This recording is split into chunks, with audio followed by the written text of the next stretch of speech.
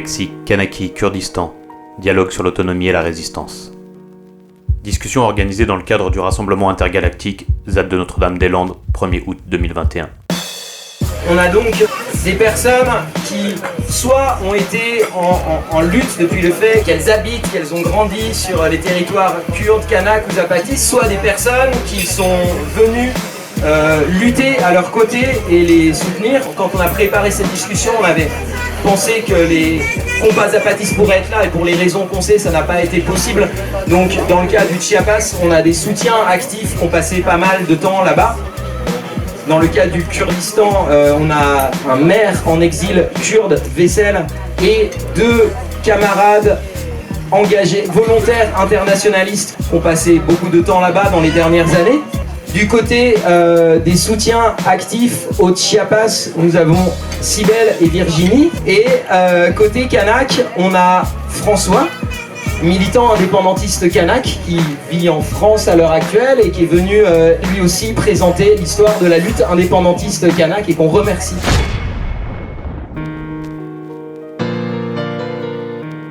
Vous aviez envie de revenir les unes et les autres sur les formes diverses et dégueulasses, je dirais, que peut prendre la contre-insurrection pour écraser les tentatives d'autonomie et d'indépendance de chacun de ces territoires, mais aussi sur la diversité des stratégies mises en place pour ne pas se faire écraser. La contre-insurrection en Kanaki. Alors bonjour tout le monde, donc je suis très heureux encore d'être là pour cette deuxième journée. Je remercie encore tous les camarades de la ZAD qui m'ont permis effectivement de pouvoir intervenir et puis de présenter un petit peu la situation politique en Kanaki. Pour rebondir un petit peu sur ce concept de contre-insurrection, dans le cadre du Pacifique, du cadre de la Nouvelle-Calédonie et de la Kanaki, la contre-insurrection est permanente.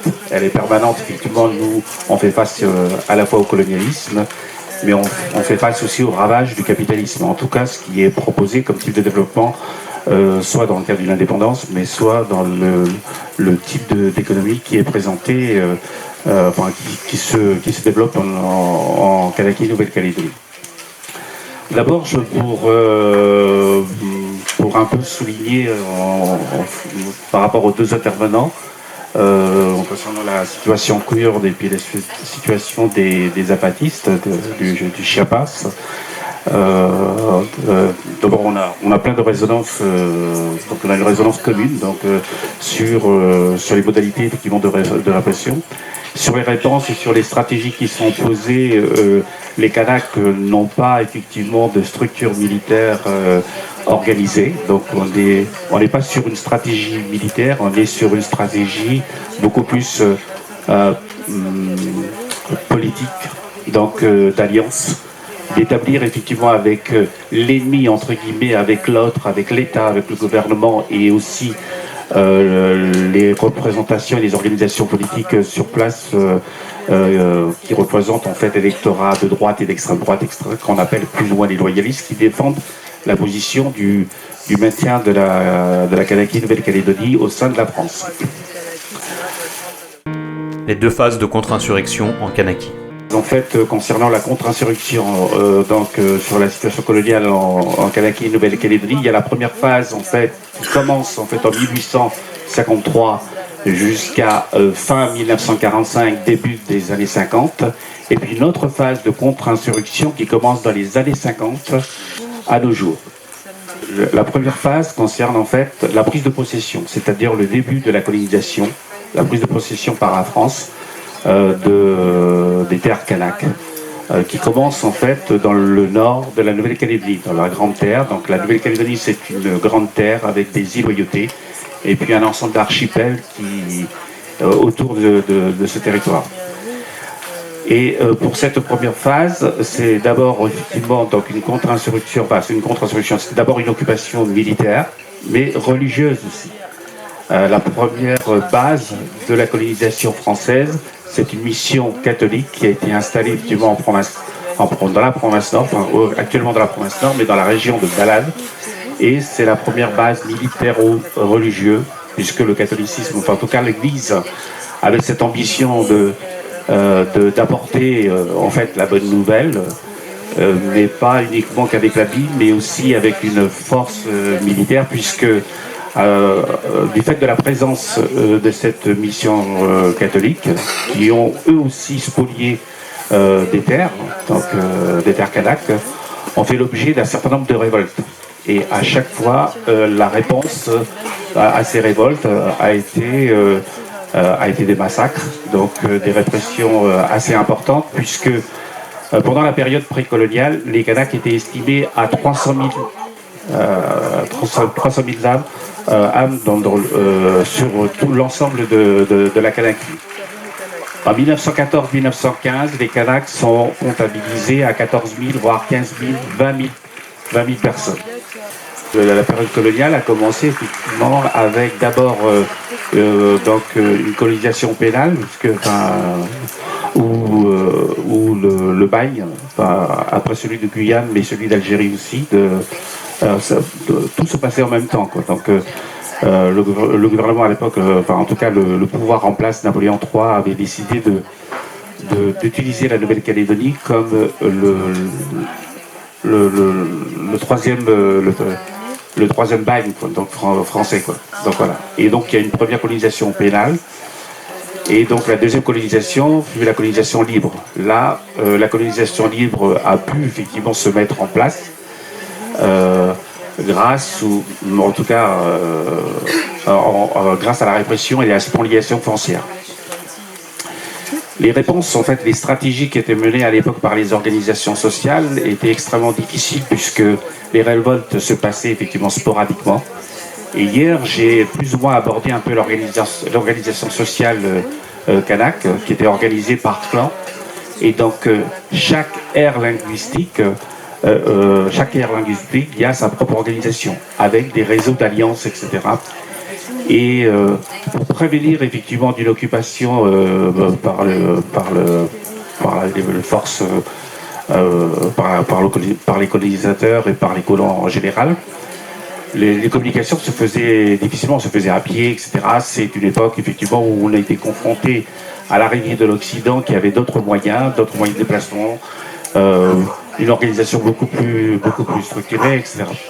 Et la seule réponse ou la seule stratégie qu'on pouvait mettre en place pendant cette période, c'était une stratégie tout simplement de révolte. Donc avec une méthode de combat effectivement qui correspondait à la situation de guérilla, etc. Toujours est-il qu'on n'avait pas du tout le rapport de force. Et donc à la fin de cette période, en 1945-1950, les organisations religieuses, comme j'avais souligné hier, l'UECALO donc pour l'Église catholique et l'ASLF pour l'Église protestante, ont mis en place en fait une organisation politique de représentation des indigènes. Et l'objectif de cette organisation, c'est d'insérer les indigènes, à l'époque on disait les indigènes, dans une partie, en tout cas dans une partie qui était autorisée de la scène politique.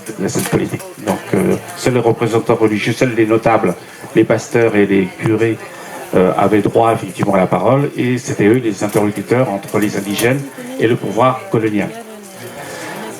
Dans cette période-là, la préoccupation des notables kanaks, des responsables kanaks religieux à l'époque, était à l'amélioration des conditions de vie des kanaks. Donc ça concerne effectivement la scolarité, l'éducation. Donc ça concerne aussi la vie sociale, ça concerne aussi un certain nombre d'actions et d'associations religieuses au bien-être, etc., etc.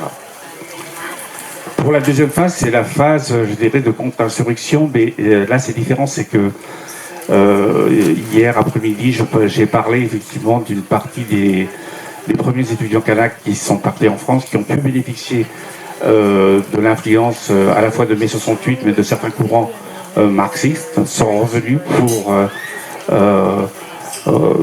créer un parti, qui est le Parti de Libération Kanak. Et L'objectif de ce parti, c'est de mettre à l'ordre du jour la question coloniale, puisque bien avant, effectivement, la question coloniale faisait l'impasse. Il s'agissait effectivement de faire alliance avec le colonisateur et de discuter effectivement des mesures, on va dire, sommaires qui concernent les Kanaks. Et dans les années 60 et début des années 70, là, c'est l'inversion. C'est-à-dire qu'on ne parle plus de l'amélioration des conditions d'hygiène kanak, mais c'est la question coloniale qui est posée. C'est la question, effectivement, des terres kanak. C'est la question de retrouver son identité à travers son territoire, puisque mon identité à moi est directement dans un relief, soit dans le cadre d'une courbe d'une rivière ou d'une forêt, etc. Et il fallait pour cette période-là retourner effectivement vers nos propres références, et de poser effectivement la place des Kanaks, mais la place effectivement du peuple kanak dans ce contexte colonial. Ça veut dire effectivement une remise en cause effectivement des rapports avec la France, ça veut dire souligner les injustices du système de l'indigénat, ça veut dire souligner aussi la mise à l'écart en fait d'une grande majorité des Kanaks, d'abord concernant l'éducation, le social, la reconnaissance de la culture et tout. Et dans les débuts des années 80, l'arrivée de la gauche, l'arrivée de François Mitterrand au pouvoir, la réponse, la stratégie qui était adoptée par l'Union calédonienne était d'établir une alliance avec l'État français, en tout cas avec François Mitterrand et le Parti socialiste à l'époque, pour non seulement mettre à l'ordre du jour la question coloniale, mais aussi commencer à engager les discussions sur le processus de décolonisation. Donc, et dans ce processus de décolonisation, c'est donner la place effectivement au peuple autochtone, donc au peuple kanak, donc dans des institutions politiques et tout. Et ce qui a symbolisé en fait cette rencontre, cette négociation, c'est la rencontre de Nabil Roche avec Georges Lemoine à l'époque, où on a commencé à poser les bases en fait de ce que j'appelle une alliance ou un partenariat avec la France, et de rediscuter de la répartition politique et administrative de la Nouvelle-Calédonie, de façon à ce qu'on puisse avoir une place importante. Pendant la période où il y avait une période de cohabitation, donc d'abord il y avait plusieurs statuts. Dans les années 80, il y avait le statut Fabius Pisani. Pisani a été envoyé effectivement pour proposer donc aux indépendantistes et à la droite coloniale un statut qui permet effectivement de sortir de toute cette première phase entre la période coloniale et la fin de la Deuxième Guerre mondiale. Donc la droite coloniale a refusé effectivement ces accords, ces statuts ont pu se mettre en place. Les Kanaks ont pu bénéficier effectivement, d'abord dans une première phase, ça a été la première expérience des indépendantistes à pouvoir gérer des collectivités. Et une période qui a duré jusqu'en 86, 87, entre 84 et 87. Les indépendantistes se sont engagés en fait dans la gestion effectivement des collectivités qui étaient proposées à l'époque. Donc la Nouvelle-Calédonie était séparée en régions, donc la région nord, la région centre, la région sud et la région des îles. Les indépendantistes géraient 3 régions. Là, pendant cette période de 80 à 84, il y a eu une phase insurrectionnelle, enfin ce qu'on appelle plus ou moins insurrectionnelle. Les Kanaks se sont mobilisés sur le terrain pour interpeller le gouvernement en faisant des barrages, en faisant des actions, etc. Et qui a abouti à ce statut que je viens de décrire.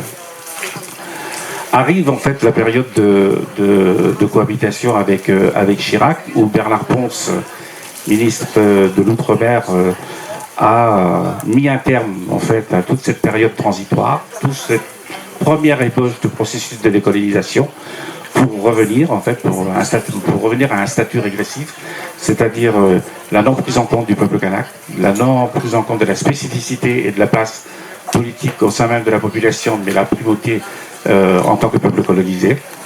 Et pendant ces deux laps de temps, le FLNKS a d'abord ajusté sa stratégie, d'abord une stratégie pacifique, donc avec des marches, avec des actions non violentes, etc., avec des grèves de la faim, avec un travail important au niveau du réseau de soutien national et international. Donc des responsables du FLNKS, du Front de Libération Nationale Kanak Socialiste, ont commencé effectivement à établir des contacts avec le comité de décolonisation donc à l'ONU, avec de certains mouvements de gauche en Australie, des mouvements de gauche ou des peuples autochtones, les Maoris donc en Nouvelle-Zélande, et pour commencer à rendre tangible effectivement le soutien en France à travers le réseau syndical, les organisations politiques de gauche, d'extrême gauche, et au niveau des contacts avec aussi des pays des non, à l'époque c'est les pays des non alignés, donc avec l'Algérie, enfin, en tout cas avec le FLN qui était au pouvoir à l'époque, pour partager un petit peu à la fois, trouver des caisses de résonance à la lutte du peuple kanak, mais trouver aussi des stratégies, puisqu'on est une minorité, enfin les Kanaks c'est quoi, c'est 95 000 personnes, donc c'est pas grand monde. Il fallait effectivement établir des alliances. Donc, la stratégie militaire n'a jamais été une option pour nous, vu le nombre qu'on représentait, vu l'espace très limité, effectivement, puisqu'on est en milieu insulaire, donc c'est plus ou moins très difficile, effectivement, d'engager une stratégie militaire. Mais par contre, pour l'action directe, pour les actions sur le terrain, etc., sur les occupations, etc., donc là, on avait opté plus pour ce type de stratégie. La stratégie du FLNKS. Donc la deuxième phase de contre-insurrection, la stratégie qu'a adoptée le FLNKS début des années 80 jusqu'à aujourd'hui, c'est la stratégie de l'alliance. La stratégie d'alliance avec le pouvoir colonial, avec l'État français, et de trouver un interlocuteur. Et le mouvement indépendantiste, c'est donc après l'événement de la prise d'otage d'Ouvéa, après le massacre des 18 camarades, le FLNKS a décidé de s'engager dans un long processus, d'abord avec un premier accord, l'accord de Matignon-Odilo, et 10 ans plus tard, en 1998, avec la signature de l'accord de Nouméa.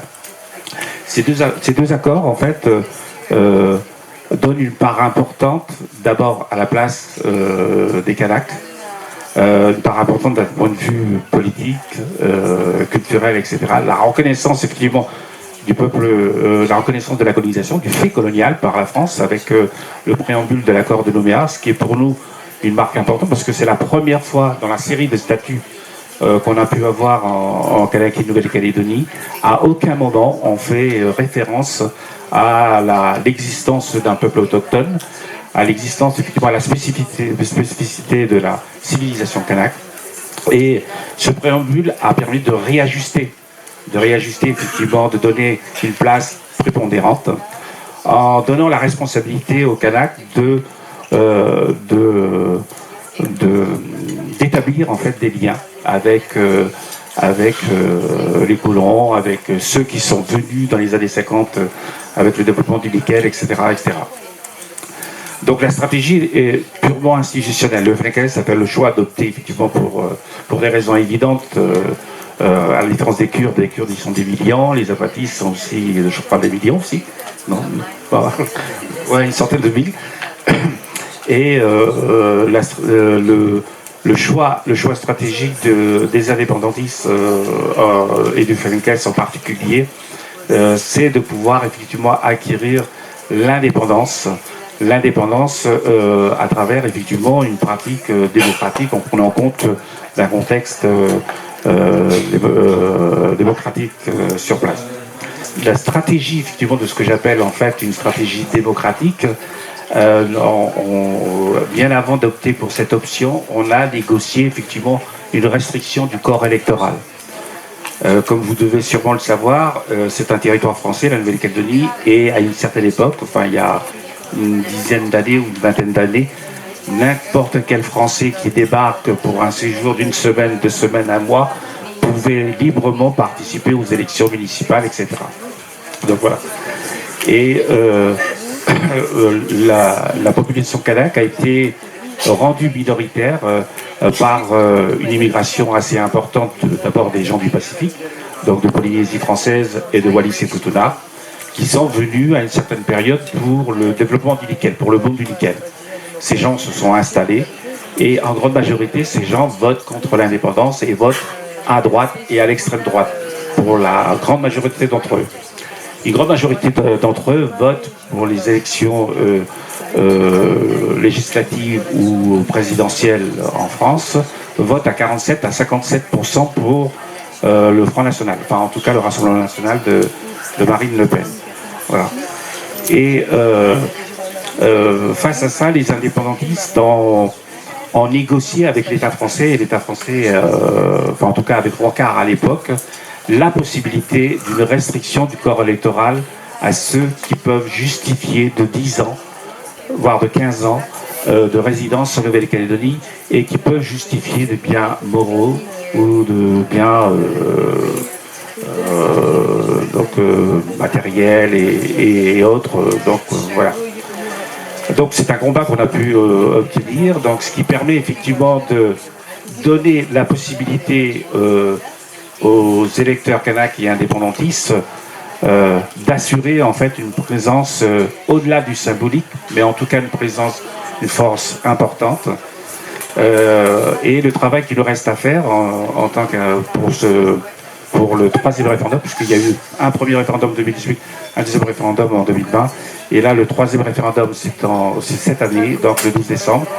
Et notre stratégie, c'est de pouvoir effectivement, dans un cadre démocratique, en tout cas dans ce cadre-là qu'on a accepté, de convaincre effectivement et de gagner ce référendum pour l'accès à la pleine souveraineté.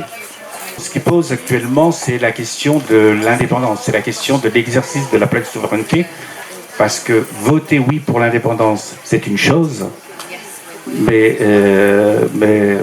définir effectivement l'exercice de la souveraineté, c'est une autre. Au sein même du mouvement indépendantiste, nous sommes en train de discuter effectivement comment on l'exerce cette souveraineté et comment on la contrôle. Parce que certaines organisations politiques indépendantistes kanak défendent l'idée d'un partenariat avec la France, soit dans une période transitoire ou soit sur un très très très long terme.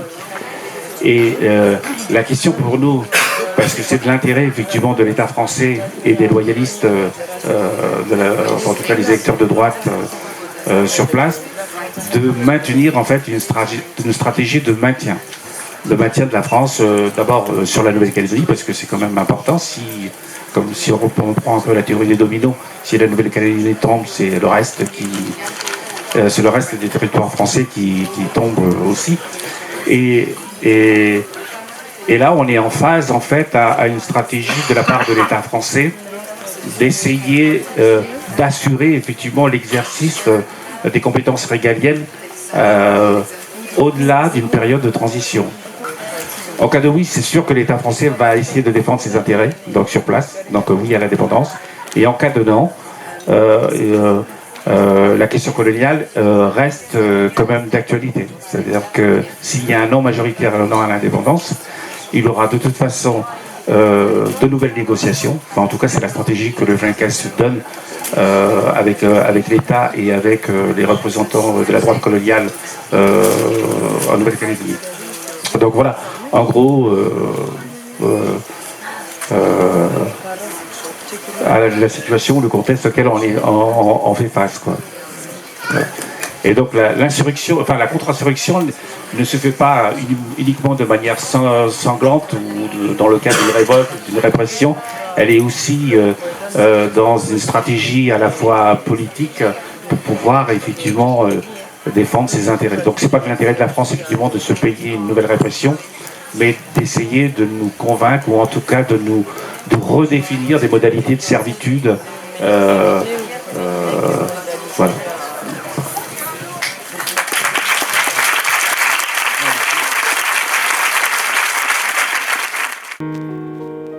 La contre-insurrection au Kurdistan.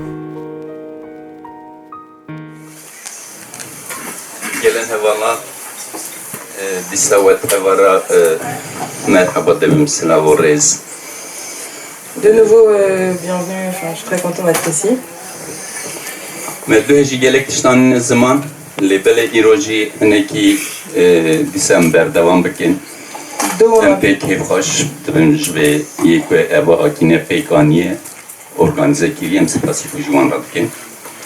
Hier, on a pu aborder beaucoup de thématiques, mais donc on veut aussi continuer à en discuter aujourd'hui. Et de nouveau, je voudrais remercier l'organisation de ces rencontres qui ont permis qu'on soit là aujourd'hui.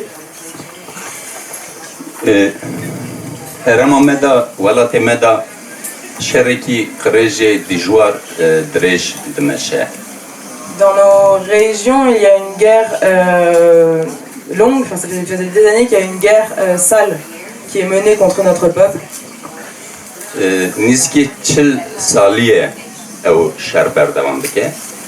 Ça fait plus de 40 ans que cette guerre continue.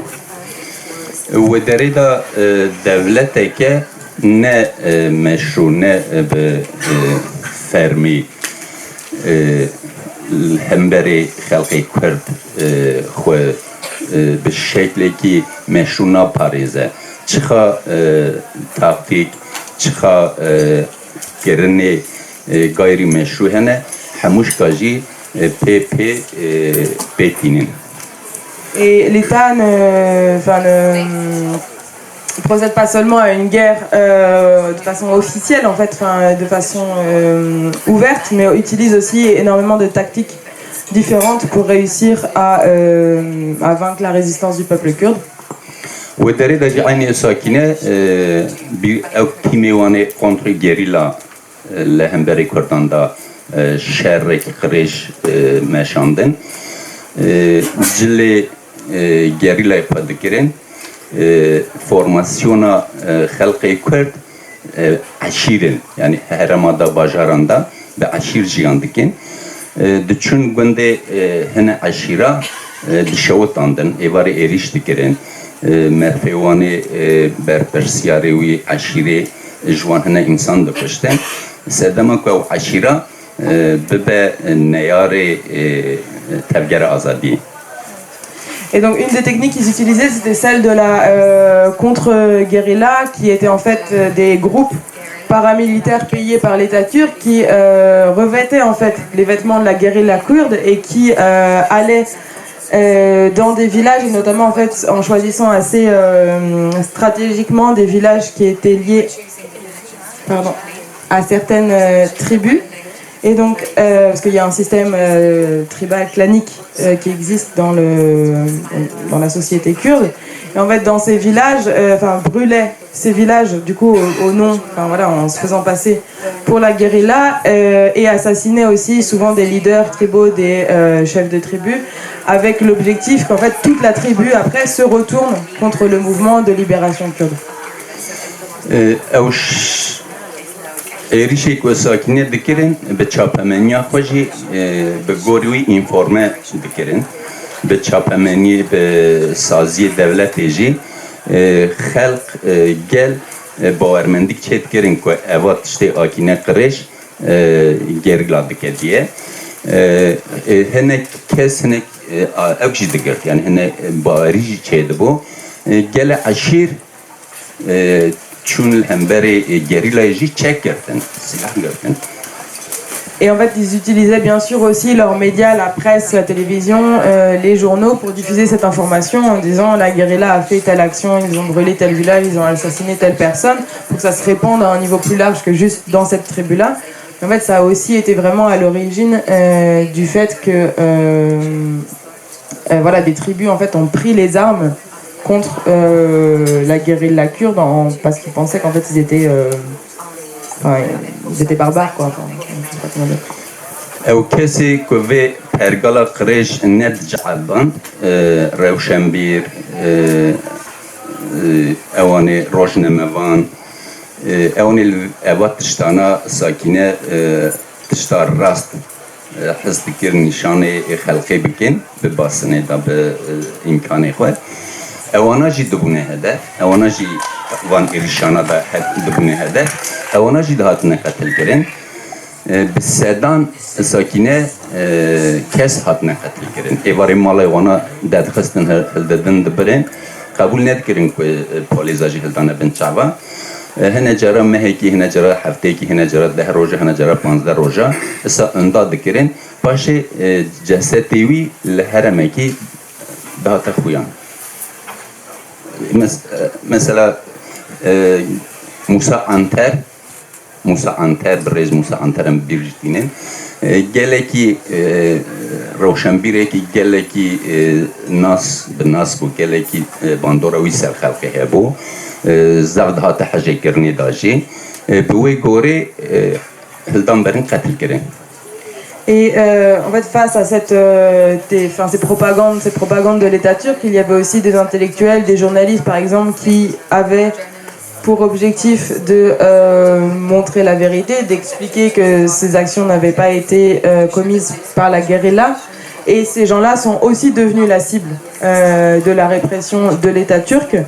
Et très souvent, en fait, ont été assassinés, ont été arrêtés. Voilà, la police, enfin, même, voilà, des hommes armés, masqués, venaient chez eux, qui n'étaient pas en habit de police, venaient chez eux, les arrêtaient. Et en fait, pendant 1 mois, 10 jours, 2 mois, enfin plusieurs mois, des années, parfois, étaient donc disparus, jusqu'à ce qu'un jour, leur corps apparaisse dans une autre province, très loin de l'endroit où ils avaient été enlevés. Il y a vraiment des dizaines et des dizaines de personnes à qui c'est arrivé. Et c'est aussi ce qui est arrivé à Moussa Anter, qui était un intellectuel kurde très très connu et respecté, qui a été assassiné de cette manière-là par l'État turc. يعني قالك بدهن سا روجنامه وان هاتنا قتل کرنی دا یعنی هم جبه ترکان مثلا اورمونجو هم یه کردان فرهاد تپه یعنی نوا گلک دکارن بدن درجی بکن ساکنه مالی وانا هاتنه هلدان برن قتل کرن به عربی وانا بومبدن عربی وانا هاتن تقاندن هاتنه قتل کرن دیسا اینی او کسی که نوا خلقی دا آکینه بر بچعون به خلقی دکارن سیاست بکن دکارن ریوبریا خلقی بکن هم چپ یعنی اولی نو خلقی دا او کسی گلک هاتنه قتل کرنه دا مثلا یک جوانا وداد آیدین سروکی پارتیا می یکمین هپی آمده بو مالوی دخشن هلدان برن کشتن دوی ریکی مجلسات دیدید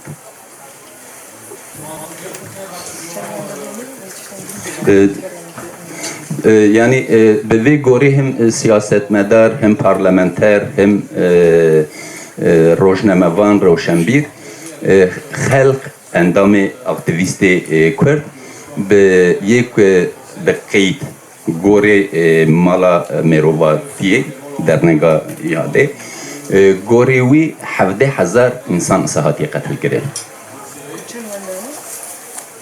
اندا هموشی نبلینه اوکیوان. 17,000 هاتنا قتل کرنی یعنی غیری yani kes mesela nizane evana ki kuştune ama salin not. Et donc en fait là on parle plutôt des années 90 particulièrement et il y a des milliers de aussi militants de la gauche en Turquie, aussi des journalistes, des parlementaires, des politiciens, par exemple aussi le président de notre parti, enfin ce qui était, voilà, comme on a expliqué hier, les partis kurdes légaux ont changé de nom parce qu'ils ont tous été interdits, fermés de force, puis ils sont nés de nouveau sous un autre nom. Et donc Vedat Aydin, qui était le président de leur parti qui s'appelait HP à l'époque, HP, a été aussi assassiné de cette manière. Il a été enlevé depuis sa maison à Ahmed et assassiné. Et en fait, c'était vraiment une stratégie d'essayer de viser toutes les personnes qui peuvent avoir un rôle dans la société, qui en fait ont qui ont déjà une notoriété dans la société et qui vont être ceux et celles qui peuvent en fait mener la lutte et de viser spécifiquement ces personnes-là, et aussi avec des techniques par exemple comme de mettre des bombes aussi dans leur voiture, donc de les faire exploser dans leur voiture sur des choses plus spectaculaires. Et donc au final, au cours des années 90, au niveau des associations des droits de l'homme, on recensait 17 000 personnes comme ça qui ont été assassinées ou disparues de force. Yani ez dixwazim xilas bikim ew şerê qirêj ve şartî pişt perdê her dem dimeşînin en vê dawiyê da li Parîsê lêdan sê jinê şoreşgerê Kurd hatin qetilkirin. Et je voudrais terminer, mais je voudrais rappeler aussi un dernier épisode de cette guerre sale qui est menée. La dernière, c'était aussi l'assassinat de 3 femmes kurdes à Paris en 2013. Sakine cansız rojbin yani ve derita ani bu şekli farad vejin Bozkurt militani Bozkurt et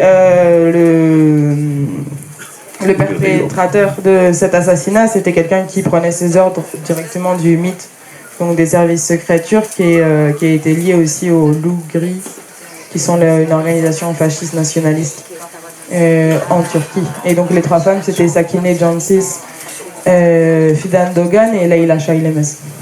Anna hacı disa lista ku ew kesê rewşenbîr ew hatine hilbijartinê ku Avrupayê jiyan dikin lîstekên nû dîsa aynî wana parvekir ku wana tehdît dikin divê em ê we bikujin.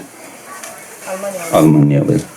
Et là, l'État allemand a publié une liste de gens qu'ils savent être sur une liste des services secrets turcs pour des assassinats en Europe, qui sont principalement des militants politiques, des élus, des intellectuels kurdes qui sont en exil en Europe et qui savent en fait maintenant qu'ils sont sur une liste d'assassinats, quoi. Yani ez dikarim van bêjim eva sekine gelek mîna gelek nîqaş em dikarin dirêjî bikin ez bawerim ku hinde bi özet mer dikare hinde bîne ziman. Voilà, j'aurais plein d'autres exemples à donner puisque cette guerre elle se déploie de différentes manières, mais c'est ce que je peux dire pour l'instant par rapport à ça. Merci. La guerre de l'eau au Rojava. J'ai essentiellement fait du travail média au Rojava et on s'est rendu compte que quand il y avait les vraies guerres extrêmement violentes, donc les invasions de la part de la Turquie, il y avait beaucoup d'attention médiatique. Et la dernière invasion, elle a eu lieu en 2019, qui a coûté la vie à des milliers de personnes, qui a forcé des centaines de milliers à fuir, qui a impliqué dans les destructions de sites historiques, etc., etc. Donc c'est évidemment une forme de guerre que la Turquie utilise contre le Rojava, mais depuis il y a d'autres formes de guerre, des guerres de basse intensité on peut dire, qui se déploient et qui attirent beaucoup moins l'intérêt des médias, mais qui sont pourtant extrêmement violents, comme la guerre de l'eau. Donc en fait il y a 2 rivières, le Tigre et l'Euphrate, qui naissent au Kurdistan, qui se trouve en Turquie, au Bakour, mais sur les dernières décennies, la Turquie a construit plus de 20 barrages sur ces 2 rivières, des barrages énormes qui servent à irriguer les champs en Turquie et qui permettent en fait à la Turquie de contrôler le flux, notamment de l'Euphrate, qui entre en Syrie. Et en fait, actuellement, l'Euphrate en Syrie est à un niveau historiquement bas, ce qui est à la fois aussi dû au changement climatique. Donc c'est une région qui est touchée par des sécheresses et une augmentation des températures, mais aussi par le fait que la Turquie peut, selon sa volonté, retenir et freiner et réduire le flux de l'Euphrate. Et donc pour le nord-est de la Syrie, ça veut dire que des barrages hydroélectriques ne peuvent pas fonctionner, enfin les centrales hydroélectriques ne peuvent pas fonctionner, donc ça implique des coupures d'électricité qui peuvent, notamment quand il fait chaud, rendre la vie insupportable. ça implique que le long de l'Euphrate, les stations de pompage d'eau qui irriguent les champs ne peuvent pas fonctionner. Donc encore une fois, ça renforce la sécheresse et ça crée une insécurité alimentaire dans une région essentiellement agricole. Donc ça, c'est une forme de guerre de l'eau extrêmement violente et pourtant invisible et lente, mais qui a le même effet que des invasions peuvent avoir, c'est-à-dire de forcer les gens à migrer ou de tuer aussi. La deuxième forme de guerre de l'eau, elle implique en fait le fait que la Turquie, en 2019, elle a occupé un territoire qui se situe entre la ville de Serekaniye et Tel Abyad. Et dans cette zone occupée par en fait essentiellement des gangs soutenus par la Turquie, il y a une station de pompage d'eau et la Turquie peut arrêter cette station et dont dépendent pourtant 1 million de personnes qui vivent dans le nord-est de la Syrie, notamment dans la ville de Heseke et dans les camps de déplacés. Donc les personnes qui ont été obligées de fuir leur maison dépendent de cette station d'eau qui est actuellement occupée.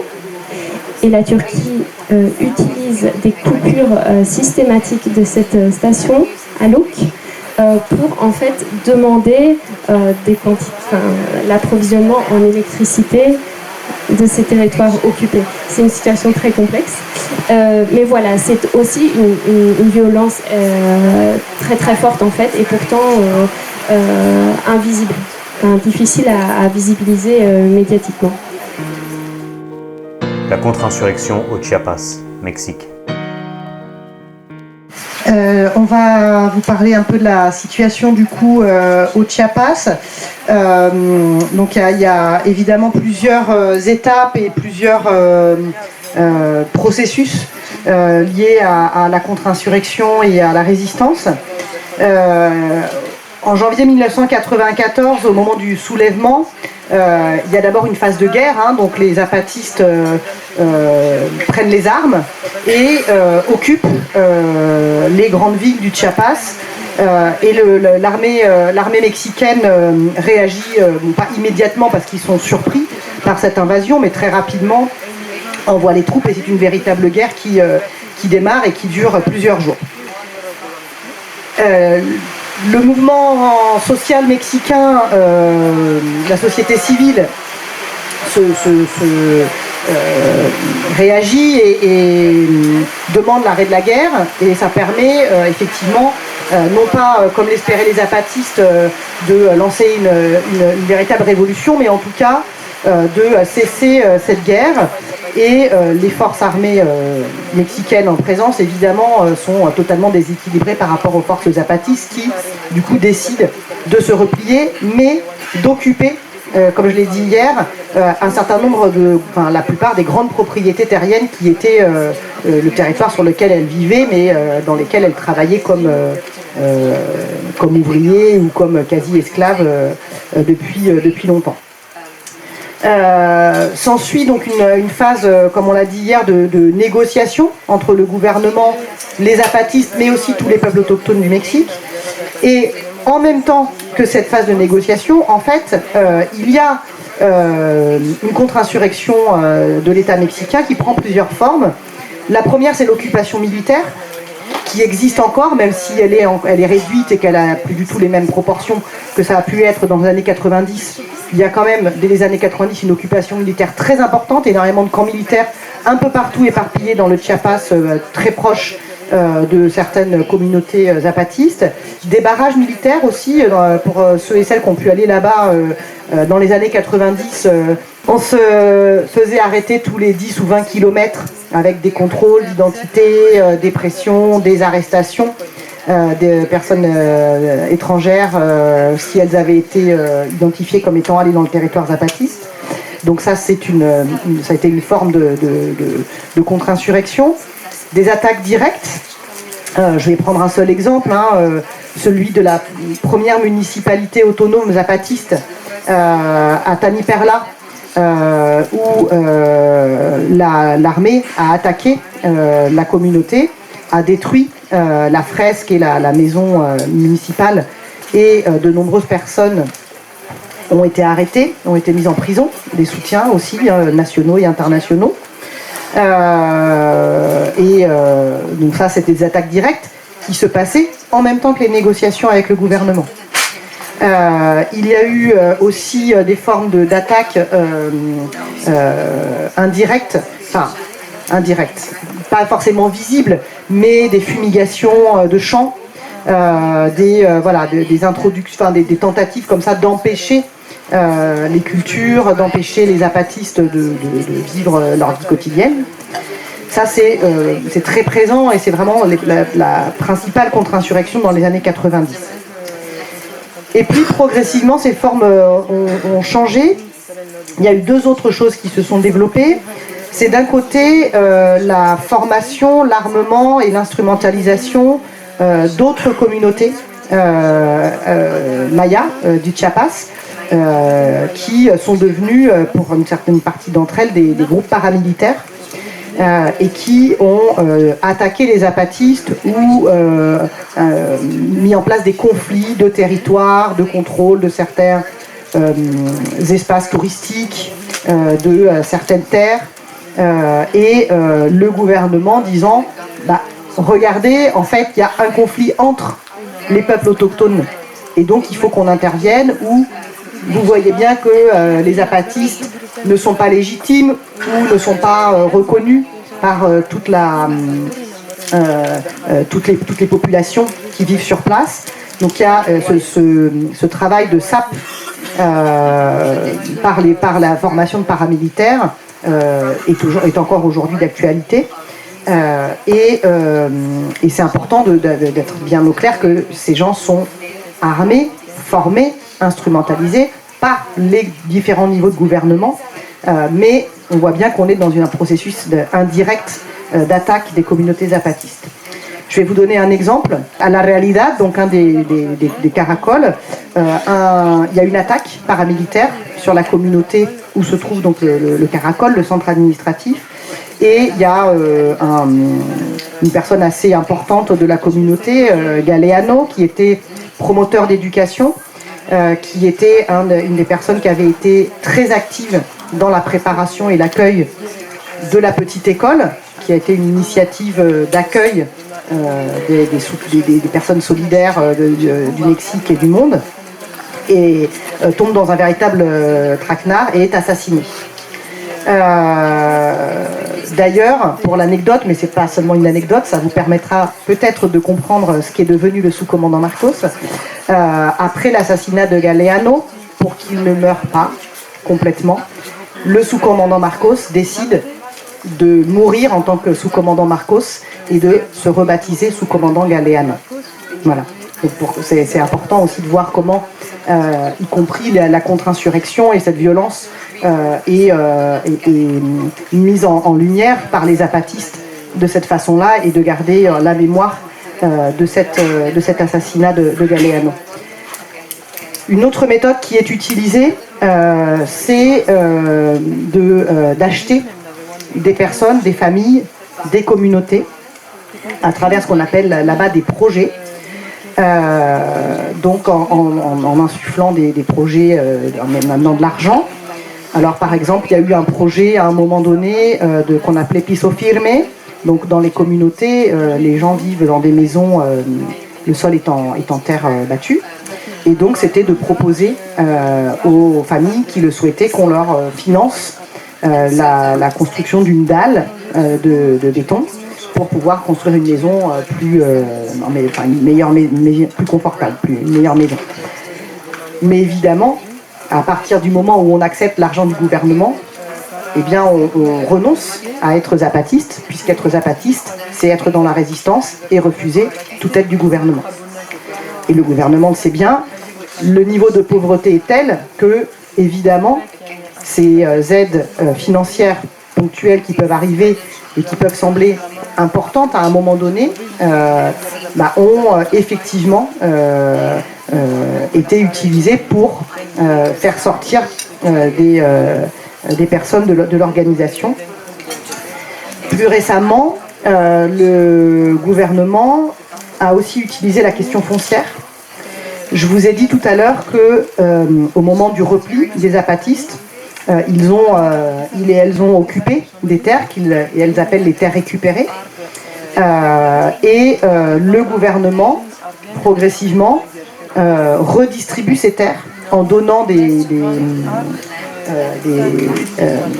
actes, comme on dit en français, des titres de propriété, merci, des titres de propriété de ces terres, qui étaient donc du foncier des grands propriétaires terriens, en les donnant aux gens, sans leur dire que ce sont des terres récupérées par les apatistes. Et donc évidemment, ils arrivent, ils disent, en fait, nous, on vient de nous donner cette terre, elle est à nous. Et les apatistes disent, non, ce sont des terres récupérées. Et une nouvelle fois, on rentre dans des conflits entre zapatistes et personnes qui arrivent là, sincères, avec leur titre de propriété, instrumentalisés donc par le gouvernement. Et puis, dernier grand volet, on va dire, de la contre-insurrection, le Chiapas est un État extrêmement touristique, avec à la fois la ville de San Cristobal, avec la forêt Lacandon, les sites archéologiques, les cascades, les rivières, etc.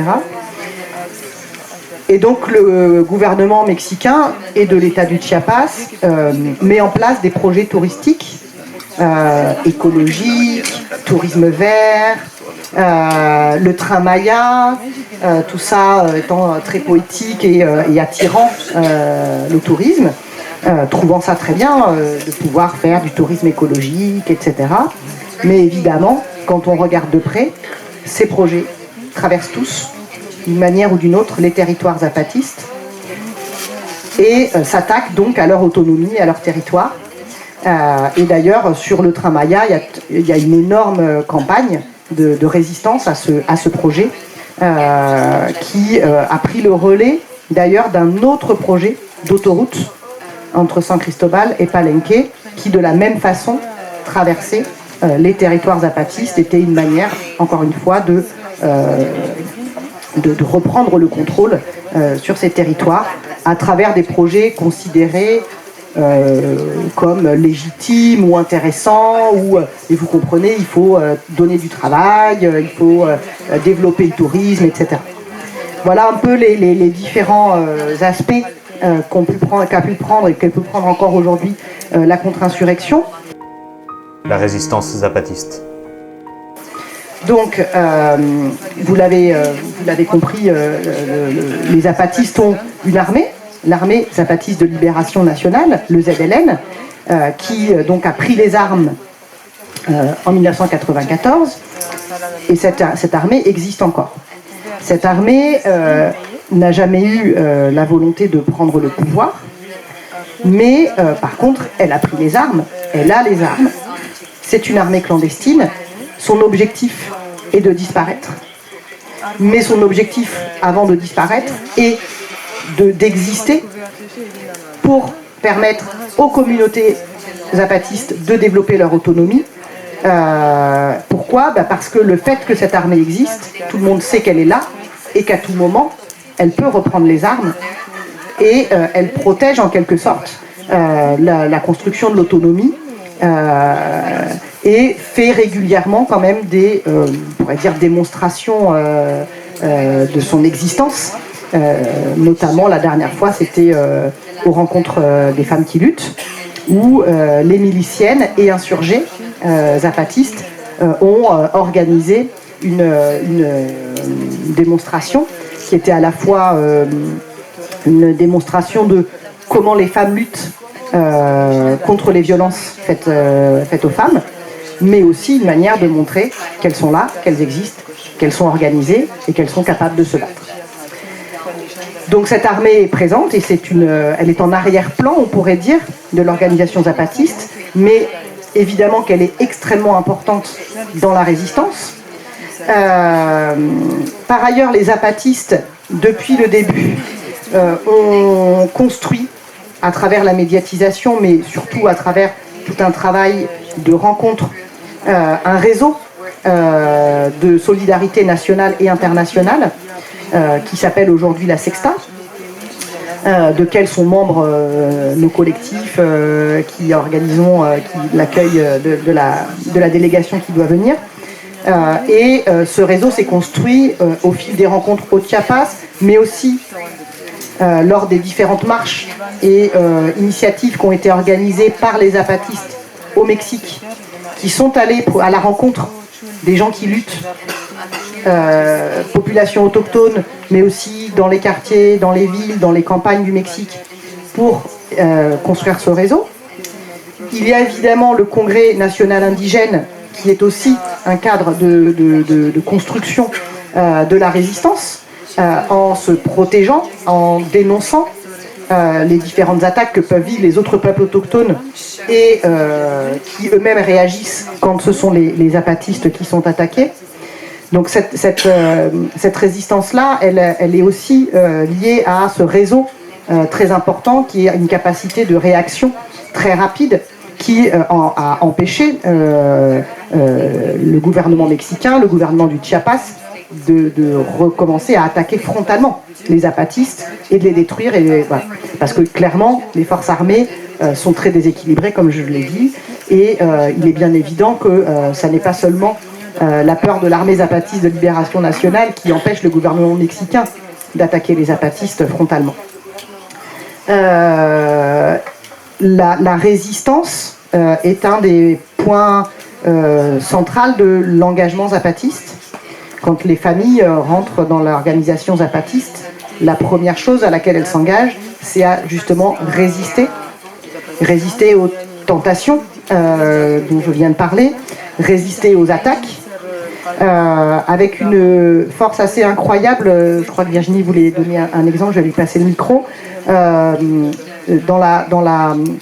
résistance pacifique, mais extrêmement forte et je ne sais pas comment dire, une force intérieure qui fait que tout d'un coup, et l'organisation évidemment qui fait que quand il y a une attaque, il y a tout d'un coup surgissent une force zapatiste, une quantité, les communautés toutes font corps face à l'attaque et avec une vitesse extrême, avec une position et une organisation impressionnante qui leur a aussi permis à chaque fois de résister. Mais je crois que tu voulais donner un exemple, donc voilà. Pour rebondir sur ce que disait Cybèle, il y a une grande discipline chez les zapatistes, donc du fait que ce soit une armée qui a une discipline militaire, mais également pour les communautés de base. Et donc effectivement, la tentation, comme disait Cybèle, la tentation à pas accepter l'argent du gouvernement, résister à la tentation de ne pas vouloir répondre par les armes quand il y a des attaques de paramilitaires. Et cette capacité, donc, comme le disait Cybèle, à se mobiliser quand il y a des attaques et donc à faire front en venant en masse et en résistant seulement avec des bâtons, par exemple, face à des paramilitaires qui seraient rentrés, par exemple, dans une communauté et auraient tout saccagé. Tout simplement, il y a donc on pourrait penser qu'ils sont stoïques, mais c'est surtout une vraie décision politique de ne surtout pas se faire la guerre entre frères et sœurs, comme ils peuvent le dire, entre peuples des communautés. Et donc ça, c'est vraiment une détermination qui est forte. Et quand il y a par exemple un exemple que moi j'ai trouvé ça très frappant, il y a eu, comme on le disait, des installations de cartels militaires. Et dans une communauté, il y avait un cartel militaire et les femmes ont, pendant 1 an, tous les jours se sont relayées pour crier « dehors, dehors, dehors ». Et donc, les militaires, forcément, toute la journée, quand on te dit qu'il faut aller dehors, ça déstabilise. Donc, du côté du camp militaire, ils ont installé des sonos pour pouvoir mettre de la musique, de manière à ce que les soldats n'entendent plus ces femmes-là qui ont donc se sont relayées pendant 1 an. Donc au bout d'1 an, ils ont déplacé ce cartel militaire.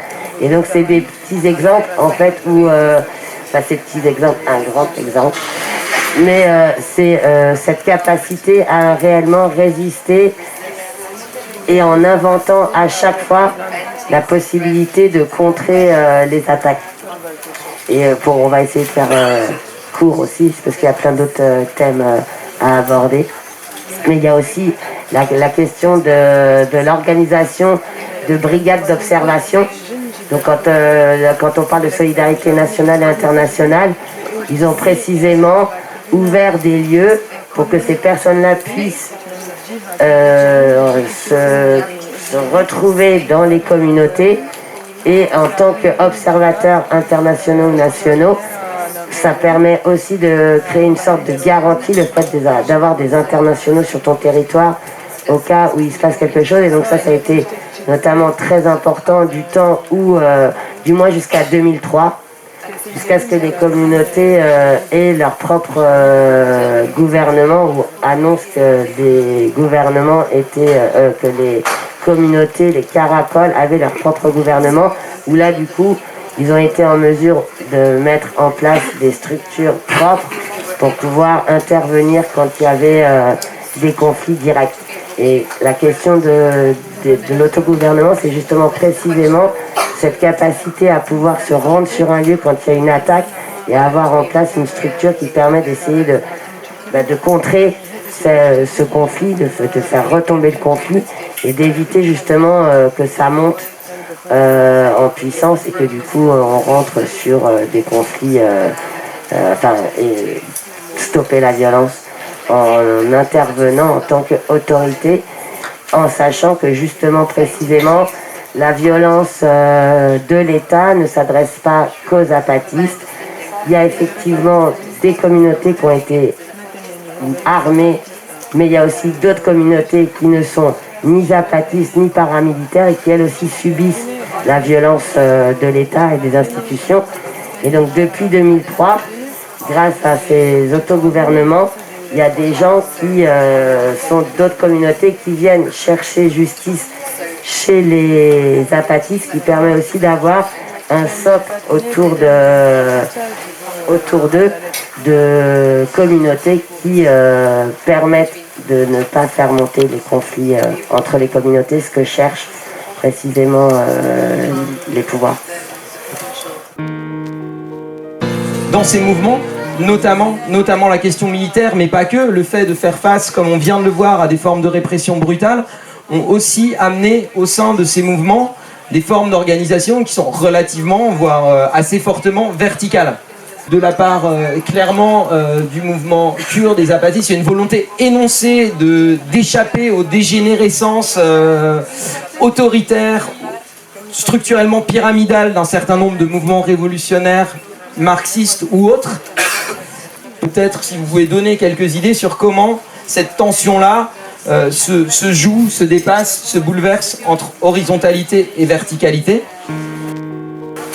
Et une seconde question qui est à partir d'une critique de l'exercice de la justice d'État carcérale et punitive classique, comment s'inventent dans des espaces libérés ou autonomes des formes de justice autres, de réponse aux conflits, aux violences, mais aussi aux dissidences internes. Et qu'est-ce qui peut s'inventer en termes de justice coutumière, communautaire, révolutionnaire au sein de ces mouvements-là? L'organisation du gouvernement autonome zapatiste. Donc, les zapatistes sont organisés à la base. Là, je vais parler de l'organisation civile zapatiste, qui est la très grande majorité des zapatistes, qui vivent en communauté, essentiellement paysanne. Et donc la base de la démocratie, ce sont les communautés qui se regroupent régulièrement en assemblée, qui ont des délégués qui vont les représenter ensuite dans les autres niveaux de gouvernement. Il y a aussi des assemblées non mixtes, des assemblées de femmes, qui vont gérer les affaires, entre guillemets, de la communauté, que ce soit les questions agraires, les questions de coopératives, les questions courantes, on va dire, de la communauté. L'Assemblée communautaire, elle est consultée quand il y a des décisions à prendre au niveau municipal ou au niveau régional.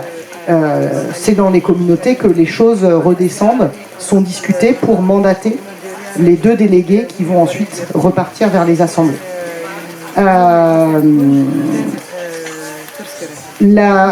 Pour répondre, Virginie parlera de la justice après, mais quand même, le principe c'est aussi que c'est la première échelle aussi de la justice. C'est-à-dire que la justice comme le gouvernement se gère un peu, s'articule un peu de la même façon. Les délégués donc des communautés se regroupent ensuite dans les 2 autres niveaux de gouvernement. Donc il y a les assemblées municipales, donc les municipalités autonomes, qui sont en charge principalement des questions agraires et qui donc se regroupent régulièrement avec donc 2 représentants, 2 délégués de chaque communauté pour, on va dire, gérer les questions municipales et éventuellement des questions qui n'ont pas pu être réglées dans une communauté qui remontent au niveau municipal pour être traitées si la solution n'a pas été trouvée localement. Ces assemblées municipales se dupliquent d'une certaine manière au niveau régional, donc qui est le niveau le plus grand. Donc aujourd'hui, depuis 2 ans maintenant, il y a 12 régions zapatistes, il y en avait 5 auparavant, qu'on appelle donc le Caracol. Le Caracol, en fait, c'est le centre administratif dans lequel se trouvent les institutions et le gouvernement régional. Donc c'est le Conseil de bon gouvernement qui gère les affaires courantes et qui a un mandat d'appliquer les décisions des assemblées. Et ce Conseil de bon gouvernement est constitué de représentants de toutes les municipalités membres de la région. Donc toutes les municipalités sont forcément représentées au Conseil de bon gouvernement. Ce Conseil de bon gouvernement tient ses mandats de l'Assemblée régionale qui regroupe tous les délégués des communautés. C'est-à-dire pas seulement des municipalités, mais bien en fait regroupe les différents conseils municipaux, on pourrait dire, se regroupent en assemblée. On peut avoir affaire à des assemblées de 400, 500 personnes qui sont celles qui vont mandater le Conseil de bon gouvernement, qui a à la fois... Pardon. Donc, le Conseil de bon gouvernement a à la fois un rôle d'organisation du territoire zapatiste de la région qui lui incombe, sur la santé, sur l'éducation, sur la justice, sur les coopératives régionales, sur les projets qui peuvent être demandés pour l'adduction d'eau, pour construire des écoles, etc. Et à la fois un rôle vers l'extérieur, puisque le Conseil de bon gouvernement est aussi celui qui va faire l'interface avec les autres communautés de la région, mais aussi les personnes qui arrivent de l'extérieur. Ça a un petit peu changé il y a 2 ans, mais ça s'est pas vraiment mis en œuvre encore avec la pandémie. Mais désormais, les personnes qui arrivent de l'extérieur ne peuvent plus se rendre directement dans les caracoles, comme ça a été le cas pendant de nombreuses années. Il y a maintenant un conseil spécial à Morelia qui est chargé de recevoir les gens qui viennent de l'extérieur pour pouvoir ensuite éventuellement aller dans d'autres zones. Voilà, donc l'articulation c'est celle-ci. Il y a évidemment des liens entre les différentes régions, avec déjà des lois. Je vous ai parlé hier de la loi révolutionnaire des femmes. Il y en a d'autres, sur les questions agraires notamment, les questions d'engagement quand on devient zapatiste, donc qui s'appliquent sur l'ensemble de la zone. Il y a des rencontres entre les différentes zones sur des thématiques de santé, d'éducation, etc., pour essayer d'articuler et de s'auto-former. Et une articulation, évidemment, avec le ZLN, qui est une organisation qui couvre pour le coup l'ensemble du territoire zapatiste. Voilà. Un autre aspect qu'il faut avoir en tête, c'est qu'il n'y a pas un territoire zapatiste délimité à l'intérieur duquel tout ce que je viens de vous décrire siégerait et à l'extérieur il y aurait l'État mexicain. Tout ça se superpose, se chevauche avec le système administratif mexicain qui fonctionne avec donc des municipalités, des communes et l'État du Chiapas. Donc les personnes qui vivent en territoire zapatiste, si elles ne sont pas zapatistes, continuent à voter aux élections, à élire leur maire, etc. Donc il y a une superposition de l'administration officielle et de l'organisation zapatiste. Et je vais terminer là-dessus pour faire court. Très important, les zapatistes considèrent que leur système n'est pas fermé et donc les personnes qui ne sont pas zapatistes peuvent avoir accès au système de santé, d'éducation et de justice. Donc les non-zapatistes peuvent aller voir le Conseil de bon gouvernement pour régler pour tout un tas de choses. Voilà. Donc je m'arrête là, peut-être que je répondrai à des questions après, mais voilà, c'était pour faire court. La justice en territoire zapatiste. La justice communautaire, on pourrait dire que c'est l'une des bases sur lesquelles ils vont s'appuyer, à savoir, ça consiste en la réparation ou l'expulsion, pour synthétiser. Donc réparation, c'est-à-dire que si on a assassiné quelqu'un, on va devoir se porter garant pour subvenir aux besoins de la famille. Si on a pris une deuxième femme alors qu'on n'a pas le droit, il n'y a pas de polygamie possible sur les territoires, eh ben, on est expulsé. Bon, ça c'est par exemple des choses que moi j'ai vues concrètement. Et donc il n'y a pas d'emprisonnement, c'est pas une amende qu'on payerait au gouvernement. S'il y a des réparations, ça s'adresse directement donc aux personnes victimes. Et quand on a donc enfreint les règles, on est expulsé de l'organisation.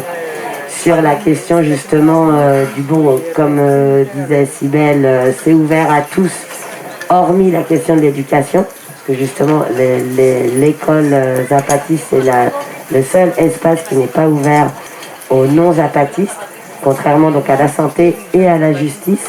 Et donc j'ai par exemple pu voir dans le cas de conflits agraires un juge institutionnel se rendre dans un caracol pour se retrouver en situation de médiation faite par les zapatistes. Donc les zapatistes ont, avec ce temps de construction aujourd'hui, une structure suffisamment solide pour pouvoir être des vrais interlocuteurs quand il s'agit de régler un conflit agraire. Et donc là, c'est l'objectif premier des zapatistes, c'est pas la punition, mais plutôt la réparation. Pour des personnes qui sont déjà allées dans des caracoles, elles ont peut-être pu voir à certains moments des petites cellules, micro-cellules de prison, si on peut dire. Donc moi, par exemple, j'ai eu l'occasion de voir une personne, effectivement, pendant 2 jours dans cette cellule. En réalité, c'est le temps que les zapatistes prennent contact avec les personnes avec qui il va falloir régler le conflit, préparer la discussion, et de manière à ce que, du coup, on puisse rendre justice. Et donc, effectivement, ça peut choquer quand on voit la cellule et on dit non, il n'y a pas d'emprisonnement. Effectivement, c'est juste le temps de pouvoir mettre en place un dialogue possible et une résolution du conflit ou du crime avéré. Merci. Construire l'autonomie dans le mouvement de libération kurde.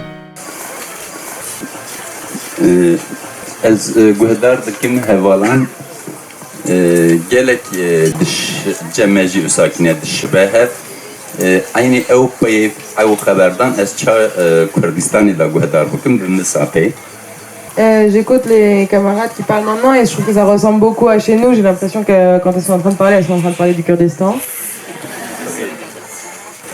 Laura او جیوات گریدای آخه به عادت به گلنک اوانا به دروکا خدا هنک 5000 ساله هنک 10000 ساله یعنی دروکا خدا به دادگاه دولت نهاتنه دامزراند نهاتنه روا بر وانا بخو بر بسیار حقوق بر بسیار عدالت بخو نوا خدا آوا کرنه هفدیتنی خو مسئله خو بخو چاره سر کرنه.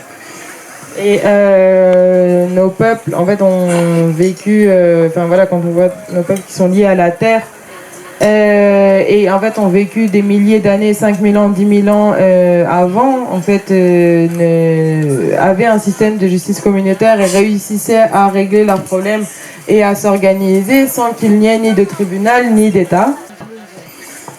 هدف تفجر آزادی سیاست کردانچی اوه چخوا سازی کنها دولت به اداره دکه دادگاه وان آبوریا وان ارتشا وان پرورده وان چاپمنیا وان هموش کی بکار نینه بخو بناوا خدا به مجلس دا وان شاگان آوا بکه بخو بخور روا ببه.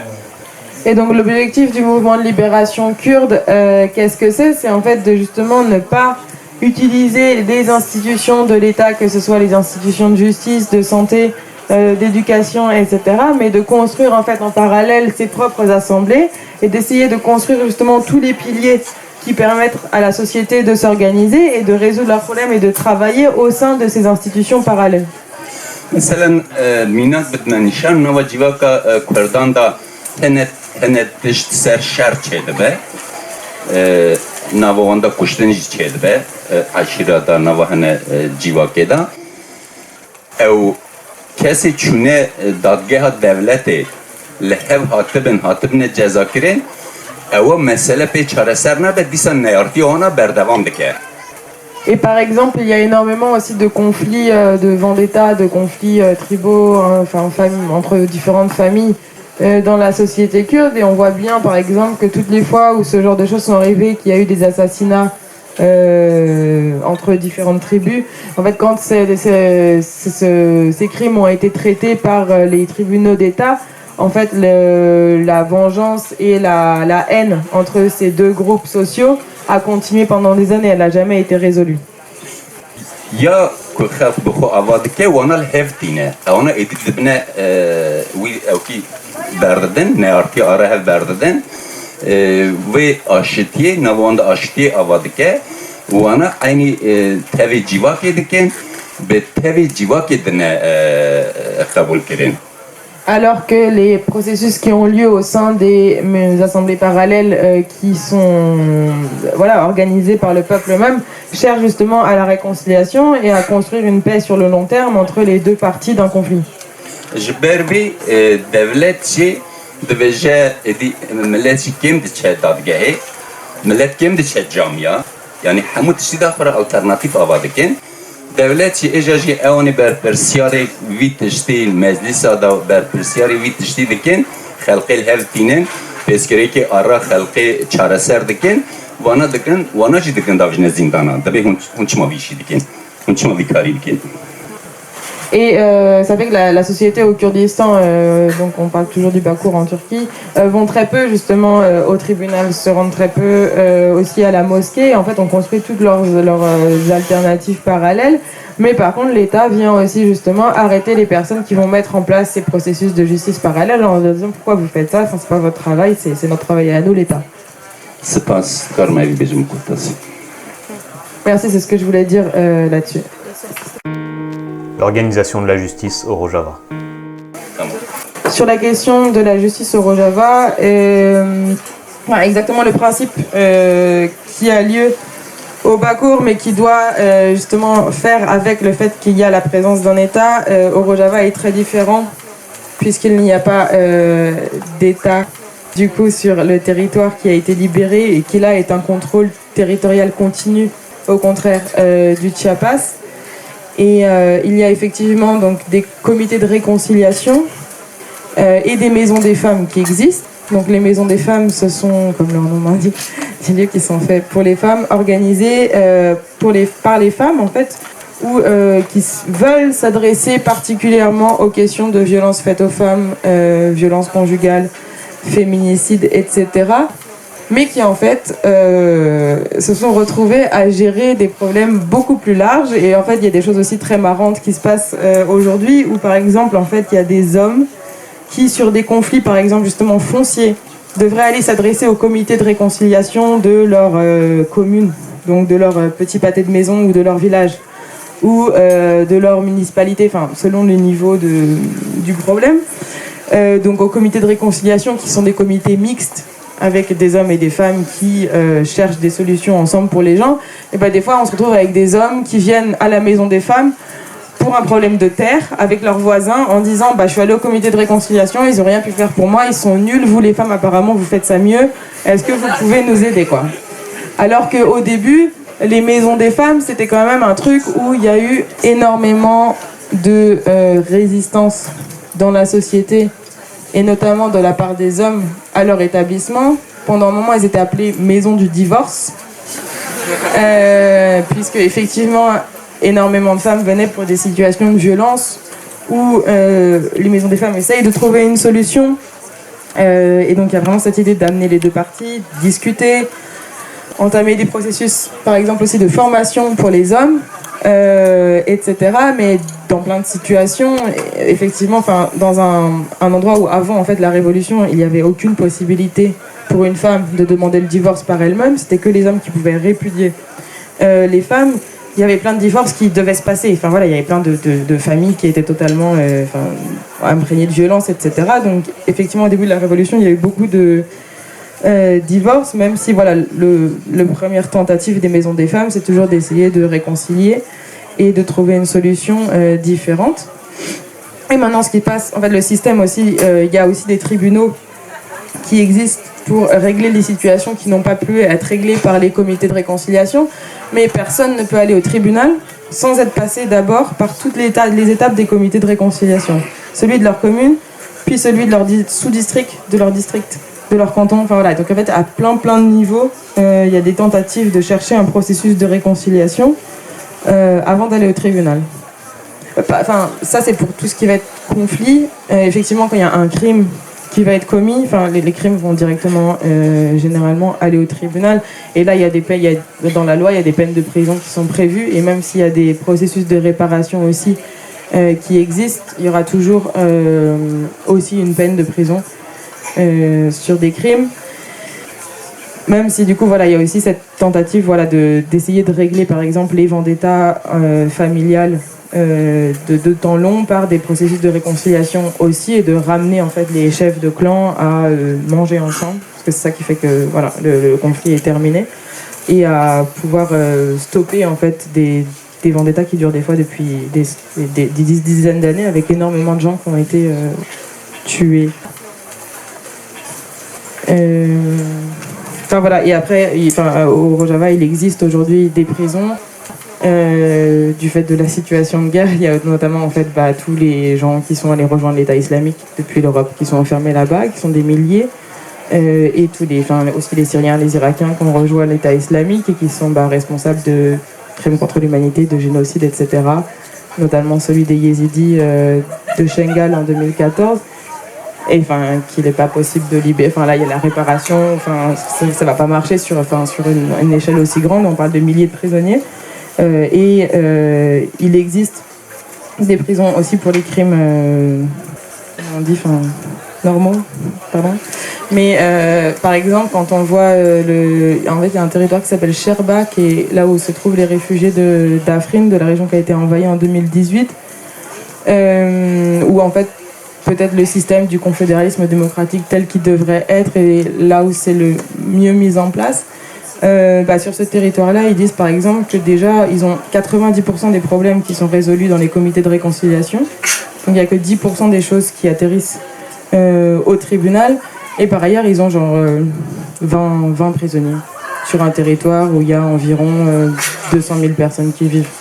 Sachant que, toujours on parle d'un endroit où il y a énormément aussi de gens qui sont agents de l'État turc, agents du régime syrien, qui viennent pour faire des attaques à la bombe, pour essayer d'assassiner des gens, etc. C'est pas juste sur la question des conflits et des crimes qui se passent dans toute société, mais il y a aussi énormément d'attaques de l'extérieur.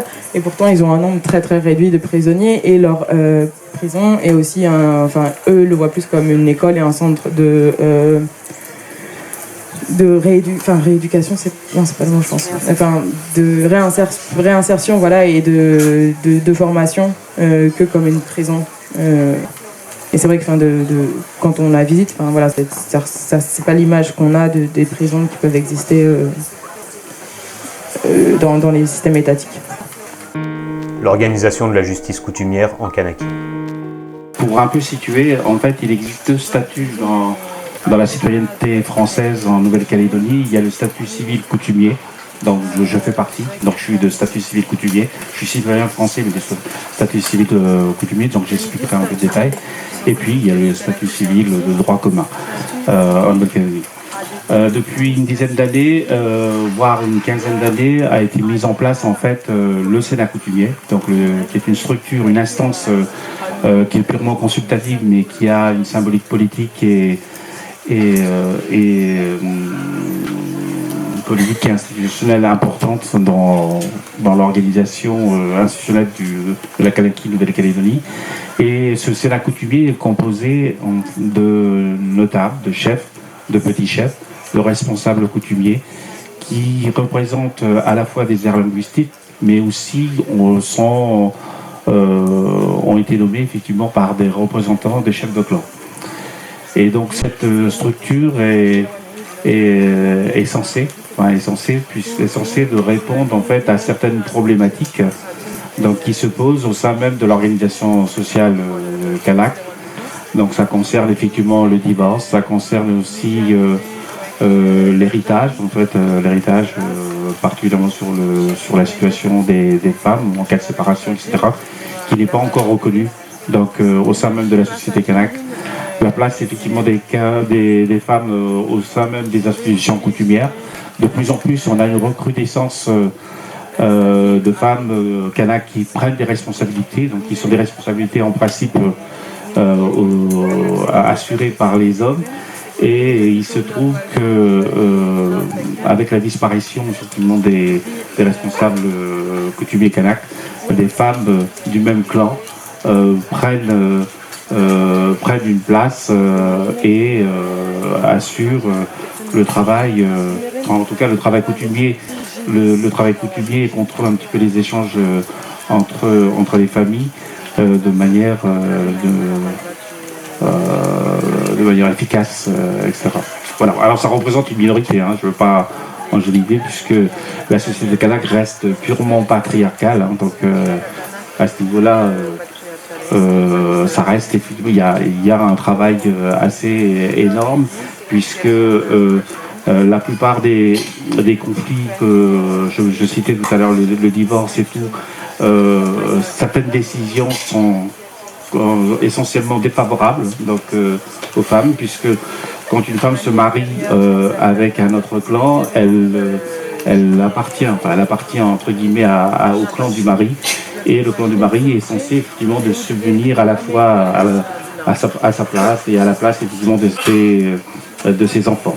En cas de divorce, ces femmes se retrouvent en fait dans un no man's land juridique et un no man's land de décision coutumière, puisque certaines familles d'origine, en tout cas le clan de la femme, n'accepte pas effectivement le retour au sein de cette famille, et en termes de droit, particulièrement le droit foncier, puisque ces femmes se trouvent complètement déshéritées, donc ils se retrouvent un petit peu dans une situation à la fois précaire et coutumièrement plus reconnue, et ce qu'on a pu constater, c'est que ces femmes en fait ont recours au droit commun pour retrouver tout simplement des droits, surtout pour retrouver effectivement une assise de reconnaissance juridique de leurs enfants. Ça fait des années effectivement que le Sénat essaye de répondre à ces questions. Ça reste extrêmement laborieux. Ça reste laborieux parce que au sein même de la société kanak, sans le dire, il y a un courant effectivement conservateur. Et le mouvement indépendantiste essaie de changer effectivement le fonctionnement un petit peu du Sénat coutumier en transformant effectivement les modalités d'élection des sénateurs, parce que donc voilà, pour essayer d'assurer à la fois une meilleure représentation, d'abord une représentation des femmes, mais aussi changer un petit peu la façon comment on peut voir non seulement la situation des femmes, mais la situation des enfants. Le Sénat coutumier est amené aussi à se prononcer sur certaines formes de conciliation ou de réconciliation, particulièrement contre les crimes, donc les assassinats, qui restent du domaine pénal, donc de la justice pénale. Mais en amont, il y a des dispositifs entre le domaine pénal et le droit coutumier, de trouver à la fois des mesures de réparation ou des peines qui correspondent effectivement donc d'abord à l'auteur du crime, mais aussi aux conséquences que cela peut avoir à la fois pour l'entourage à la fois des victimes et la victime de l'agresseur. Concernant le viol, des mesures de réparation ont été proposées en fait de pouvoir concilier la victime et l'agresseur. Et au sein même du courant indépendantiste, on a écarté effectivement cette possibilité pour laisser effectivement d'abord une condamnation ferme et claire par rapport au cas de viol, et d'une condamnation ferme et claire pour ce genre de cas. Voilà. Sur d'autres mesures de réparation, par exemple concernant la délinquance et la prise en charge effectivement des jeunes, je veux juste préciser que la seule prison à Nouméa, donc la capitale de la Nouvelle-Calédonie, la prison est composée en fait de 95 voire 96 au sein même de la population carcérale de Kanak et d'Océaniens. Voilà. Et en parallèle, les élus indépendantistes depuis 5 ans, depuis 5 ans ou 6 ans, essaient de répondre effectivement à trouver des mesures de réparation spécifiques, en faisant référence effectivement d'abord aux références claniques, donc des références claniques. Tout ça est en train de se mettre en place, tout ça est en train d'essayer de trouver en fait une certaine réponse pour répondre à la délinquance, aux conduites addictives, etc. Donc voilà. Sur la question foncière, au sein des terres coutumières, ça reste effectivement, quand il y a des conflits fonciers, c'est des modalités autres qui sont propres à l'organisation des clans. Et alors, concrètement, quand il y a un conflit foncier, il y a de longues discussions qui peuvent durer 1 mois, qui peuvent durer 6 mois, qui peuvent durer 2 mois, voire même 1 an, 2 ans, 3 ans. Et dans certaines situations, il y a des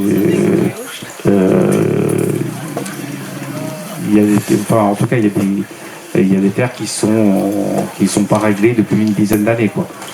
Donc voilà. Donc et ça reste assez compliqué parfois de trouver des situations, enfin en tout cas des solutions. Et on est confronté en fait à des statu quo qui durent des années. Ça peut être un autre point de tension et de contradiction. Tu nous évoquais aussi, François, hier, la nécessité pour le mouvement kanak de se réapproprier l'extraction du nickel. On sait aussi que sur le territoire kurde, il y a des ressources pétrolières qui sont importantes. Et on sait que pour ces mouvements, en tout cas, la possibilité de se réapproprier ces moyens de production, ça peut apparaître important pour des questions d'assises économiques et de ressources productives.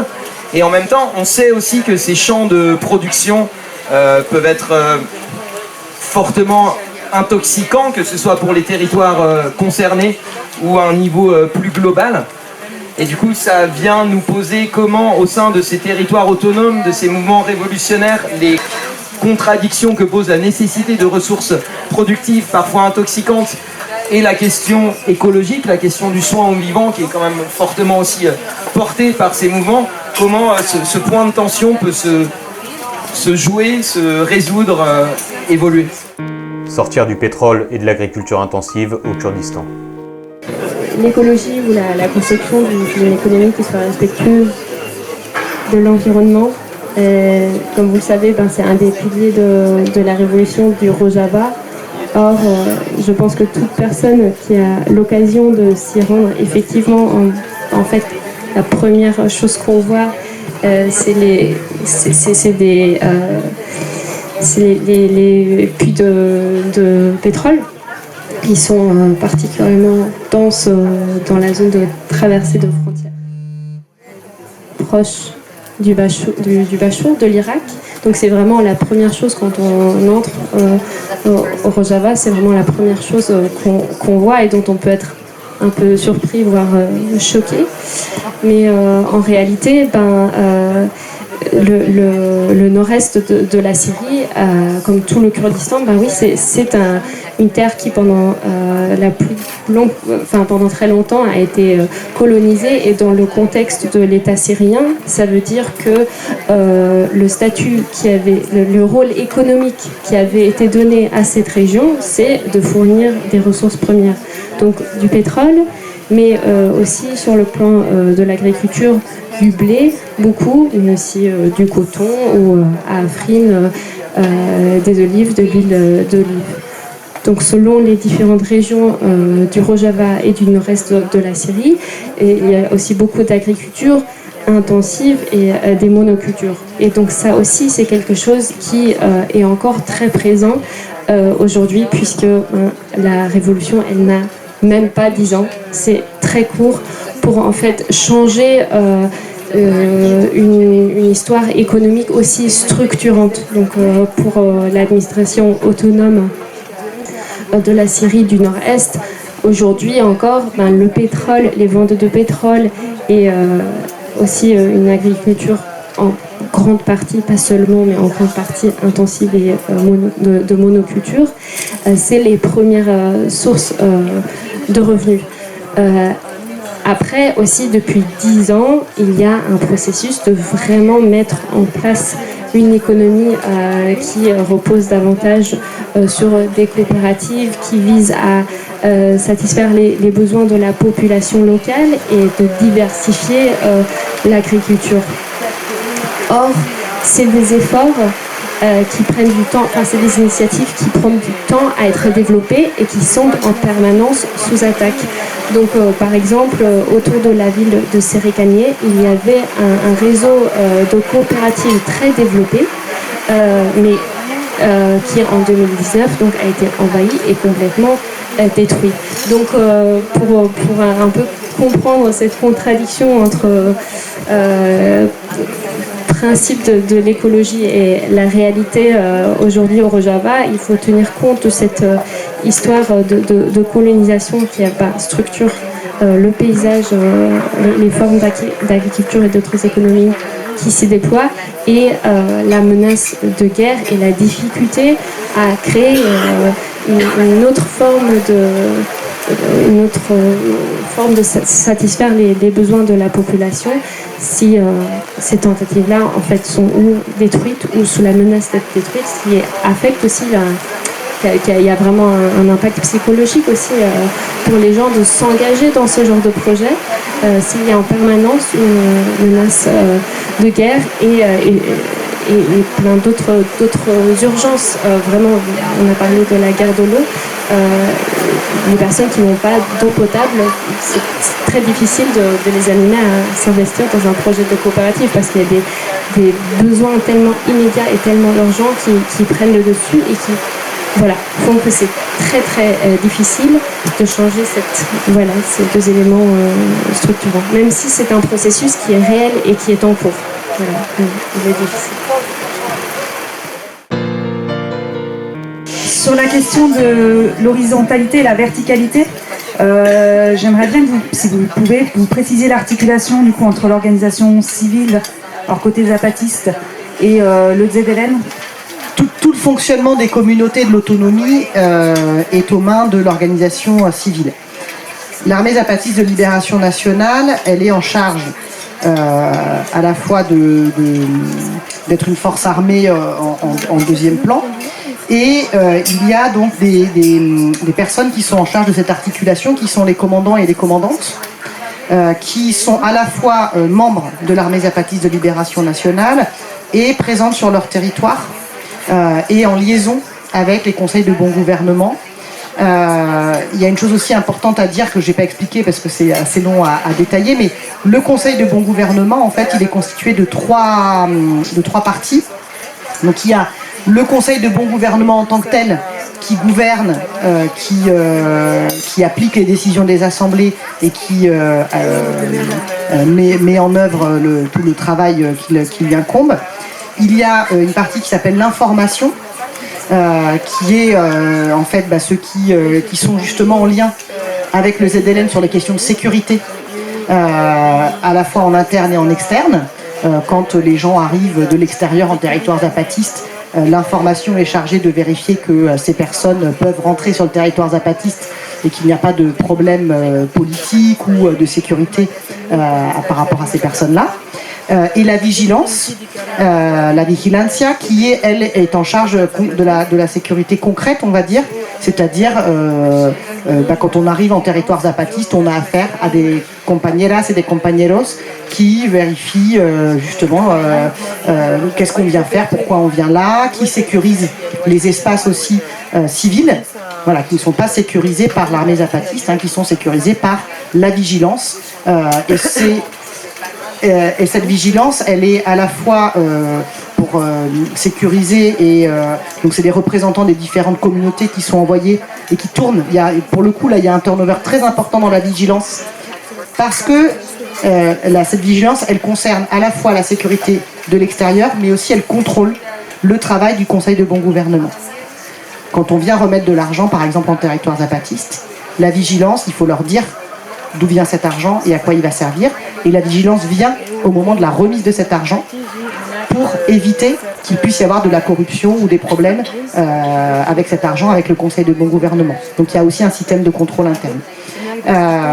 Donc ça c'est la partie civile. Et donc l'articulation avec le ZLN, c'est à travers à la fois l'information et à la fois, une fois que des décisions politiques importantes sont prises, comme là aujourd'hui le voyage pour la vie a été une décision des assemblées régionales coordonnées, et à partir de là, le ZLN est chargé de sécuriser, mettre en œuvre et décider, quand il y a des décisions importantes à prendre, de communiquer aussi vers l'extérieur. Vous avez sans doute remarqué que les communiqués sont signés du sous-commandant Moïse ou du sous-commandant Galeano, qui sont donc chargés de transmettre les informations, de passer les messages et d'organiser quelque part la coordonnée, ce qui a été décidé par la population civile. Si j'ai bien compris, aussi bien dans le mouvement kurde que dans le mouvement zapatiste, il y a des assemblées de femmes qui, je crois, côté zapatiste en tout cas, ont un pouvoir décisionnaire. Et j'aimerais savoir comment ça s'articule avec les assemblées mixtes.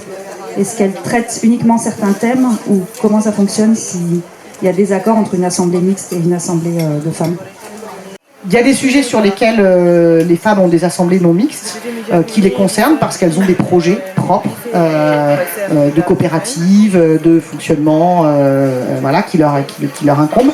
Et elles peuvent, si elles le souhaitent, porter ces questions-là dans l'assemblée mixte. Il n'y a pas de prérogative, on va dire, spécifique aux assemblées des femmes. Par contre, toutes les propositions qui sont portées par les assemblées non mixtes dans les assemblées mixtes sont prises en compte. Et on l'a bien vu d'ailleurs avec les rencontres non mixtes.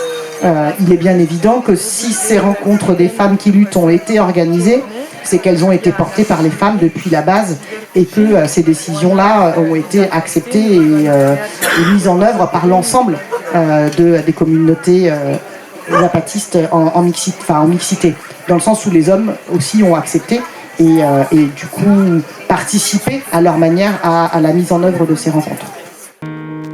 J'aurais voulu savoir en fait quelle était la place des luttes trans et transfemmes ou transmasques, non-binaires, etc. au sein de ces luttes. Est-ce qu'il y a de la visibilité? Est-ce qu'elles sont aussi prises en compte?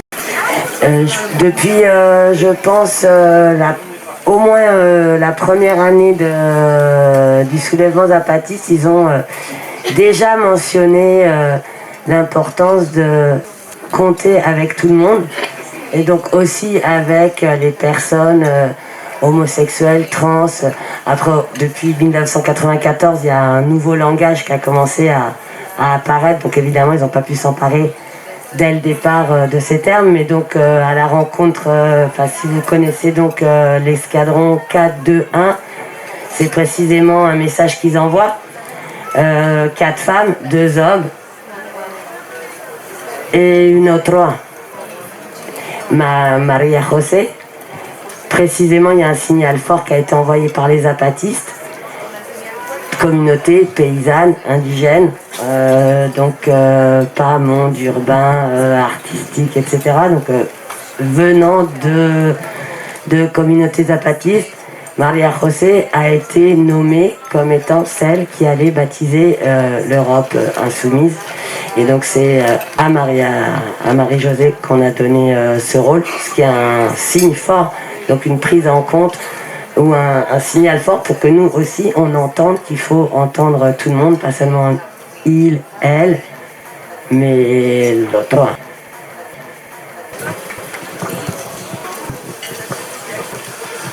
Alors pour répondre à ta question, je veux juste, en tout cas expliquer, te préciser que en fait la question trans ne se pose pas comme on le voit en Occident.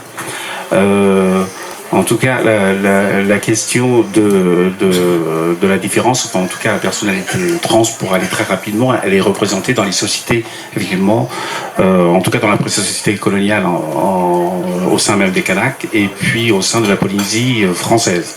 Voilà. Il y a en Polynésie française, le mot trans n'est pas utilisé, mais il y a un terme effectivement maori, qui est le réré, qui est plutôt une connotation un peu dépréciative. Hein. Et il y a le maou qui est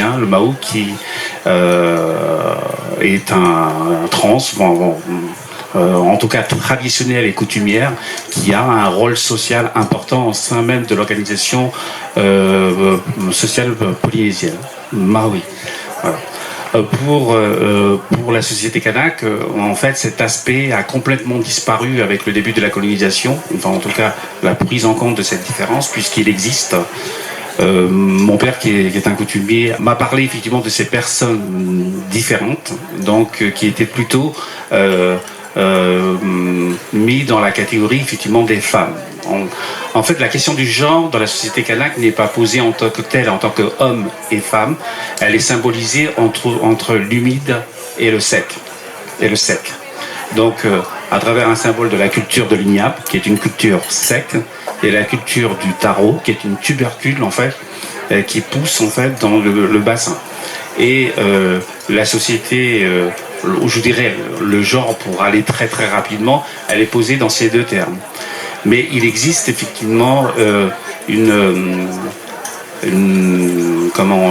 lieux de passerelle où on a été confronté effectivement avec cette différence, et il a été plus simple pour nous de répondre, ben voilà, tu te mettras effectivement du côté des femmes, etc. Donc voilà, en respectant, enfin en tout cas, c'était ça faisait partie effectivement d'un élément effectivement de la particularité des Kanaks, etc. En Kanaki, Nouvelle-Calédonie et en Polynésie française, il n'y a pas de mouvement d'activistes en fait, qu'on peut le constater en fait en Europe, aux États-Unis, en Australie ou en Nouvelle-Zélande. Toujours est-il qu'il y a une influence. Il y a une influence importante. Dans ma famille, il y a des personnes trans.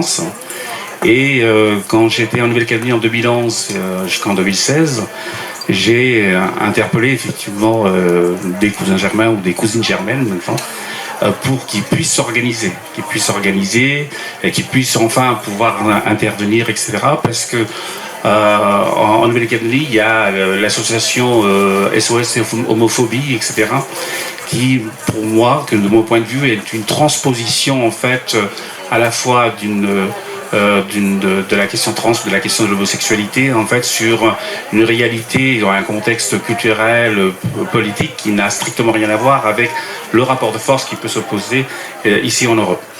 Le tout, c'est comment eux peuvent s'organiser pour défendre une spécificité, une légitimité, voire des espaces de droit et d'expression, etc. J'espère que l'année prochaine, je vais pouvoir faire venir effectivement ici, donc à la ZAD, des personnes de ma famille trans. Donc ils n'ont pas le discours, c'est-à-dire que eux, ils essaient d'allier un discours importé, une théorisation de la question genre, mais en préservant l'aspect culturel, leur identité kanak, parce qu'ils sont avant tout kanak. Ils sont avant tout dans une filiation coutumière. La plupart de ces personnes trans ont des responsabilités coutumières, donc ils interviennent dans les échanges, dans les mariages, etc. Mais elles ne sont pas signifiées de la même façon qu'ici, c'est-à-dire que comme des personnes étranges, comme des personnes extérieures.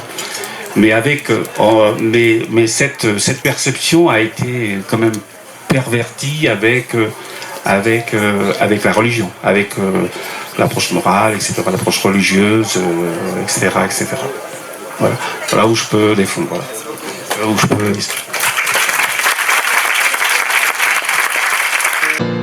Le paradis viendra de l'auto-organisation.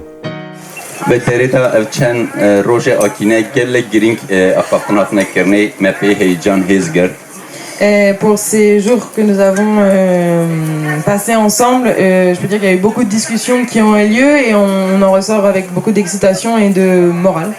نهال حمود داری داجی حمو جیهانی داجی او جیواک برخودر لهمبر فاشیسم همبر ناسیونالیسم همبر کولونیالیسم تکوشین دکن.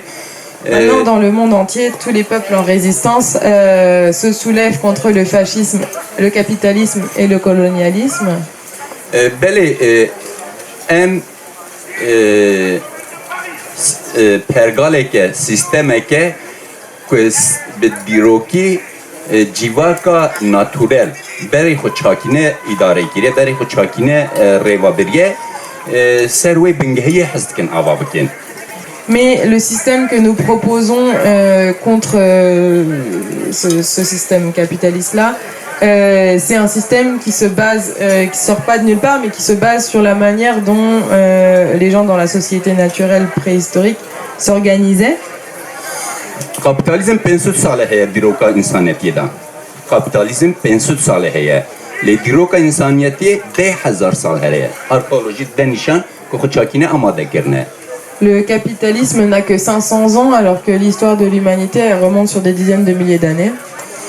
جبروي او خلقي اوتوكتون لهمبري مودرنيزاسيون لهمبري سيفيليزاسيون كل طرف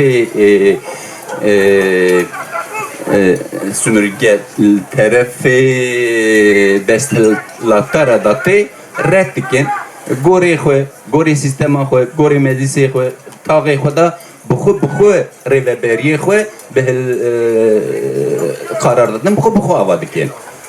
Et c'est pour ça qu'il y a beaucoup de peuples qui refusent justement cette modernité, cette forme de civilisation qui sont imposées et qui ne sont pas en fonction de la réalité de la société et qui veulent ou qui construisent déjà leur propre système de gouvernance par elles-mêmes, pour eux-mêmes.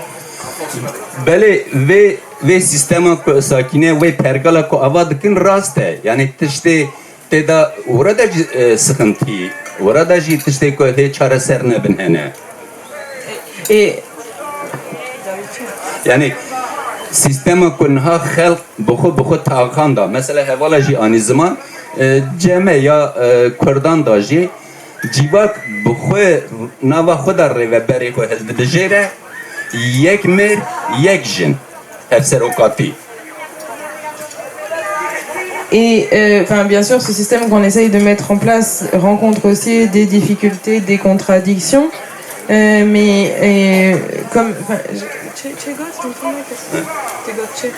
nous, on met en place un système de coprésidence pour chaque assemblée avec un homme et une femme.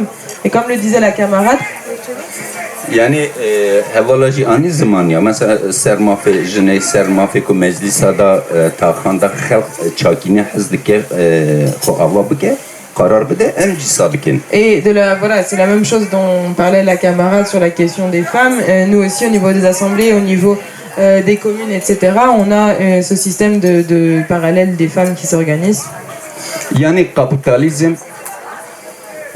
kolonyalizm, cehnemi, munane cinneti hizdike belav bike dibe ardnigariye hamuş kandanji evi emji vek herkesi dibinin emji berwi tekoşin deden lebeli evnayve yani evanayve okeda emeji hemen cennete bikarbın ava bikin yani tişta ku emi bixwe taxanda be meclisi be xalqi xura be geli xura bixwe karar bidin rêveberiya xwe ava bikin sistema xwe ava bikin xwe rêva biherin ewa ji cenneta kolonyalista çêtirtir e em vê armancêtanin bana wî tekoşin didin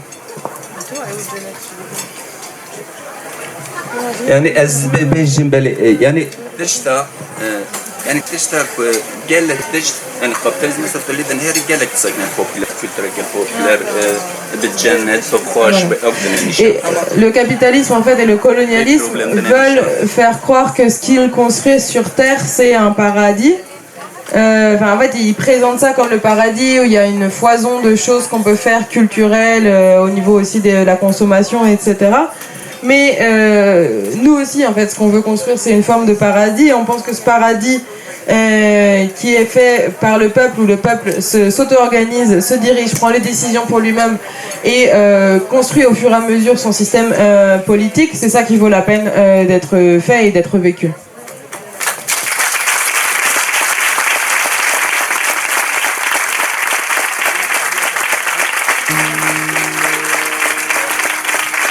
Merci.